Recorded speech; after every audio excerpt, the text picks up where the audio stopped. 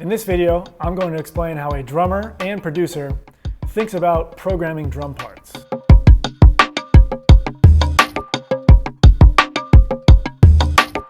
I approach programming drums a bit differently than the average producer because I have an extensive background of being a professional drummer.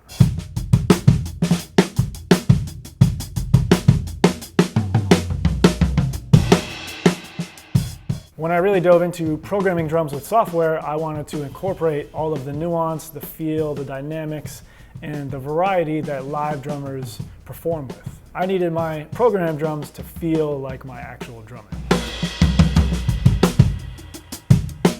When I was about 23, I moved to New York City to become a professional drummer, touring, gigging around town, recording sessions, learning tons of music. So that gave me the confidence to go ahead and do things my own way as far as how I assemble my drum sounds and the layers that I choose to use to create a drum groove. My name is Josh Giunta. I'm a Grammy-winning producer, recording, and mixing engineer here in New York City. I'm also a professor at Berklee NYC. This is the Love Science Music YouTube page where I share all my knowledge about making music in the recording studio. It's worth talking about what makes a drum groove good in the first place. To me, a drum beat has to have groove. A drum beat has to want to make me move. It has to be danceable. Drumming and dancing are twins. My favorite songs and my favorite music to listen to has groove. It makes you want to move. The element of groove sometimes gets lost in the digital music realm. People are looping things, they're just copying and pasting. They're not really thinking through how the part feels, what it does in motion for the song. Drummers always talk about pocket. Are you in the pocket? Are you out of the pocket? Are you in the groove? Are you out of the groove? So the drummer's primary role is not just to set the time, it's to establish the feel of a song. How does a song make you want to move? When I make drums on the computer, the drums have to groove and have to create motion in a way. It doesn't feel like it's on a grid. It doesn't feel like it's stiff. It feels like it has sway. That's what makes people want to move to it. Big shout out to the Technica House here in New York City for hosting me today to work and shoot my ideas.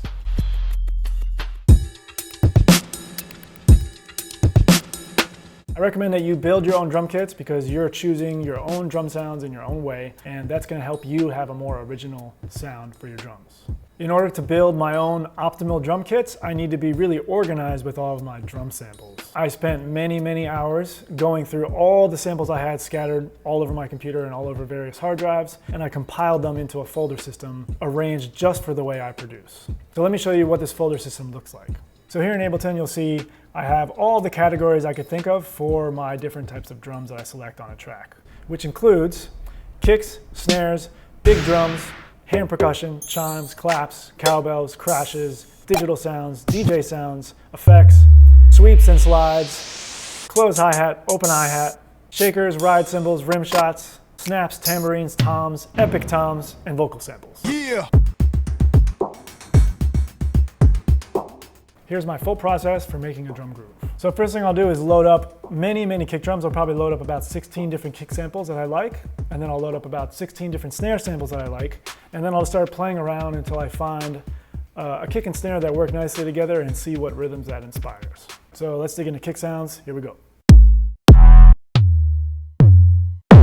All right, I like that. And I'm really just skipping through my entire folder kind of randomly. I love making drums first in a production so I can build everything else around the drum groove. Whoa, cool. So I just loaded up 16 kick drum samples, and now I'm going to load up 16 snare drum samples. So mind you, I'm going to put these snare samples on the same kit so I have them all mapped out on the same keyboard so I can play them all at once.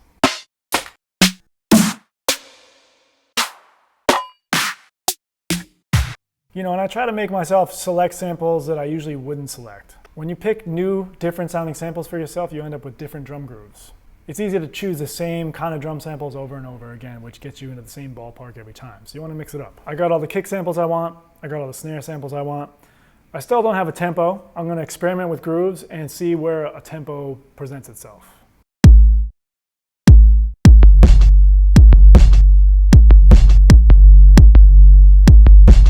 All right, I like that already. I like to use multiple kicks and usually multiple snares within the same drum groove to give it more dimension. Now I'm hearing a whole idea based off of just that, right? So that's 3 different kick samples, and so I'm gonna get my tempo around here, somewhere around 80 beats per minute. All right, so I like that idea. I like the tempo. Let's record that.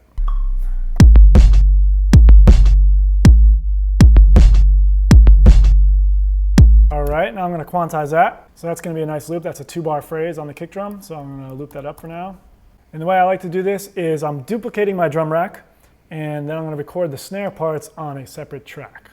I'm gonna listen to the kick pattern and figure out a snare part that weaves into the gaps and makes it feel good.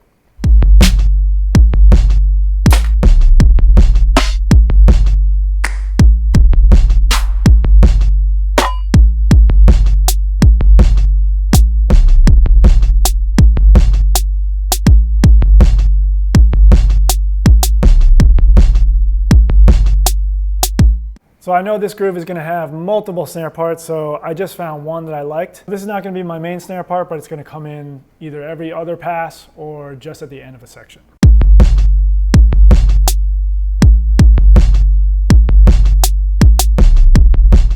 The essence of drumming is really low voices speaking to high voices. Boom, gut, boom, boom, gut, boom, gut. Kick and snare, tom and cross stick. There's always a conversation happening between the two voices that balance each other and syncopate off each other. So the groove is super syncopated. Maybe it's a little confusing because there's like no backbeat that's like grounding the groove. So it needs a backbeat part, a second layer of snare drum. So let's record that.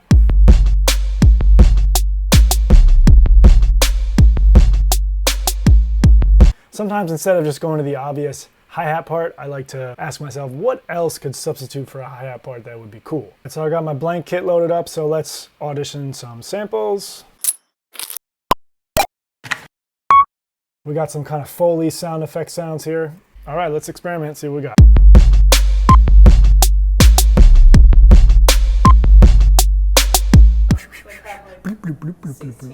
I like this sound. It sounds kind of like a keychain. Let's put that on the quarter notes of this groove.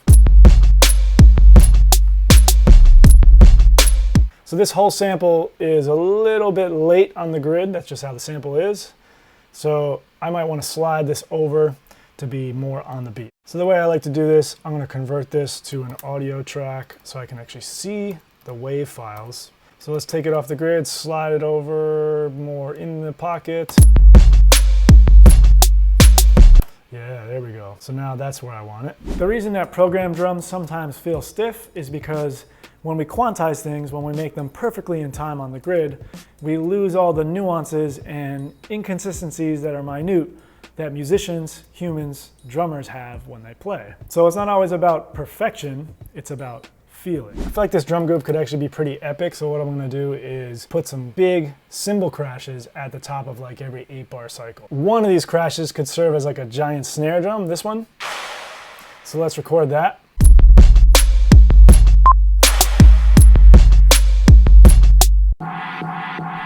All right, so let me get in this big gong sound to the top of the drum cycle.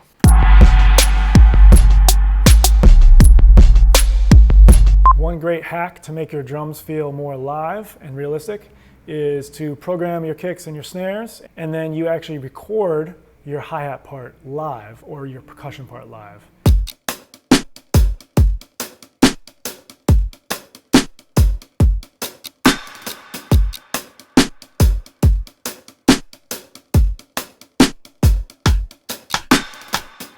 All right, so the last drum part I'm hearing for this groove is some sort of hi-hat pattern playing like a 16th note roll, which would be like to kind of really make this thing bounce when it needs to. And this is one instance where I might use a loop. I might use a loop inside of a groove that I've already built, if it's like a hi-hat loop or a percussion part. But if I do use a loop, I always alter it in some way. I might chop it up, I might put effects on it. I want to change it from its original form so it becomes my own, and it doesn't sound like something that someone else is using. So I found one loop here. This is kind of like sizzling cymbals. Let's check out that solo. Here's what it sounds like.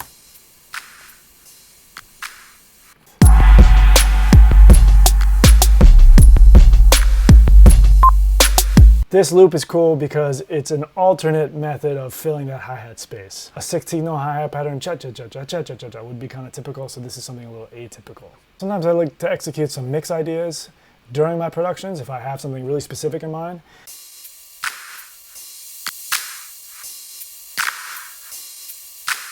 One other idea I just had that might be cool with this drum groove is to sidechain this little sizzle thing to the kick compressor, the Ableton compressor, activate sidechain, and then the input, I gotta tell it to go to the kick.